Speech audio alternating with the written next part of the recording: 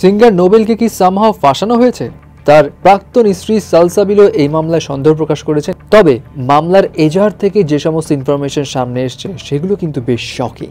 এখন গতকাল নোবেলকে গ্রেপ্তার করা হয় এই মামলায় যে তিনি ইডেন কলেজের এক শিক্ষার্থীকে দীর্ঘ 7 মাস আটকে রেখে জোরপূর্বক শারীরিক সম্পর্ক স্থাপন করেছিলেন। বাট এরপর সোশ্যাল মিডিয়া জুড়ে নোবেলের সাথে একটি নারীর কিছু ছবি ভাইরাল হয় যেখানে দাবি করা হচ্ছে তিনি ইডেনের ছাত্রী। এখন এত হাসি খুশি রোমান্টিক ছবিতে আটকে রাখার তো কোনো ছাপ নেই।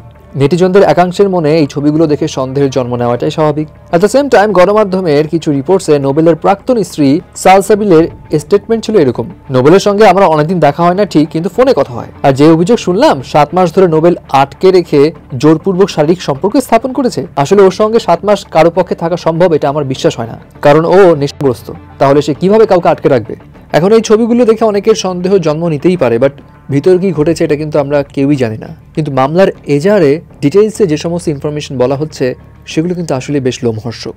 গণমাধ্যম থেকে জানা যায় মামলার এজাহারে বাদী জানিয়েছেন 2018 সালে নোবেলের সঙ্গে সেই নারীর মুঠোফোনে প্রায় কথাবার্তা হতো, তখন থেকেই পরিচয়, বিয়ের প্রলোভনও দেখিয়েছিল নোবেল। এরপর গত বছরের 12 নভেম্বর মোহাম্মদপুরে দুজনে দেখা হয়। এই সময় স্টুডিও দেখানোর কথা বলে সেই নারীকে ডেমরায় বাসায় নিয়ে আসেন নোবেল।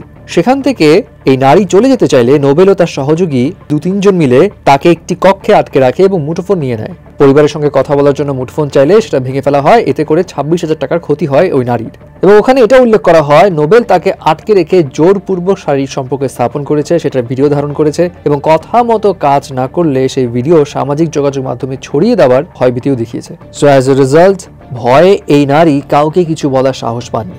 যাই হোক, এখন এই কথাগুলো সামনে আসার পর অনেকে এটাও ভাবছে হতে পারে হয়তো ব্ল্যাকমেইলের জোরে এই নারী নোবেলের সঙ্গে হাসি খুশি মাখা মুহূর্তের ছবি তুলেছে। এছাড়া অনেকে এটাও বলছে, আচ্ছা ধরলাম ওই নারীকে নোবেল জোরপূর্বক আটকেই রাখেনি, বাট এই যে ভিডিওটা যেটা সবাই দেখেছে এটার ব্যাখ্যা কি দিবে?